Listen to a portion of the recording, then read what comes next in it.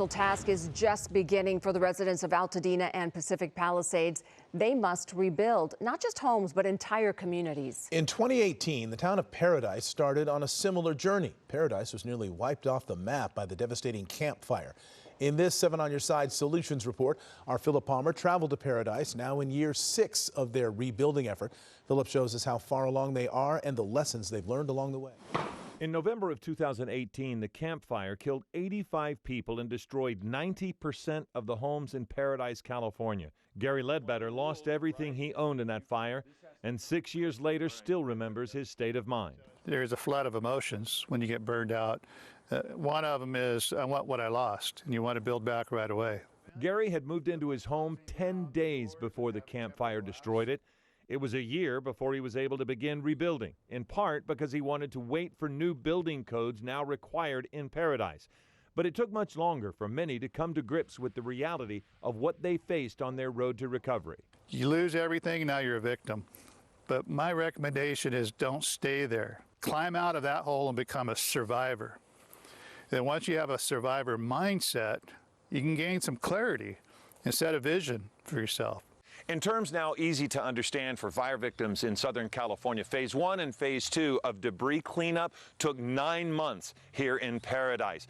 1,000 trucks every day hauled away 3.7 million tons of debris. That's the equivalent of 4 Golden Gate bridges. By comparison, the combined fire zones in LA County will need to remove an estimated 4.5 million tons of debris, making it all the more important for everyone to opt in to the right of entry program for the Army Corps of Engineers debris removal. Seeing, hundreds of trucks drive the same routes every day, all I, taught myself to think of was progress. Each truck was progress. But what I can say in my experience, having kind of overseen all of it, is that the more people that sign up for this program, the more efficient they can be, and the faster the overall cleanup is done. Paradise is a remote community just east of Chico, so the timeline for recovery was affected by its location, but also by the decision to rebuild in a manner that would reduce the chances of this kind of devastation ever happening again. It was 2 years before the first homes were completed. For Jen Goodland, it took 2.5 years before her family moved into their new home. It was extremely hard at times. We had some, during storms or other threats of fire, feeling like maybe we couldn't rebuild. There were some really defeating days, but you just have to do one thing at a time, and if you get through that, then you do the next hurdle.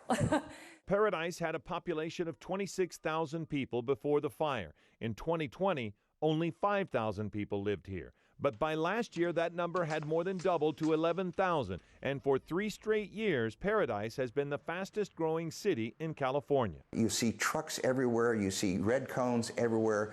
We're work in progress, and people get frustrated about it. We call it construction fatigue here. The folks down in your area are going to experience that same thing because construction is going to take a long time, and it's going to interfere with day-to-day life. That's just normal for the first 3 to 5 years after the disaster.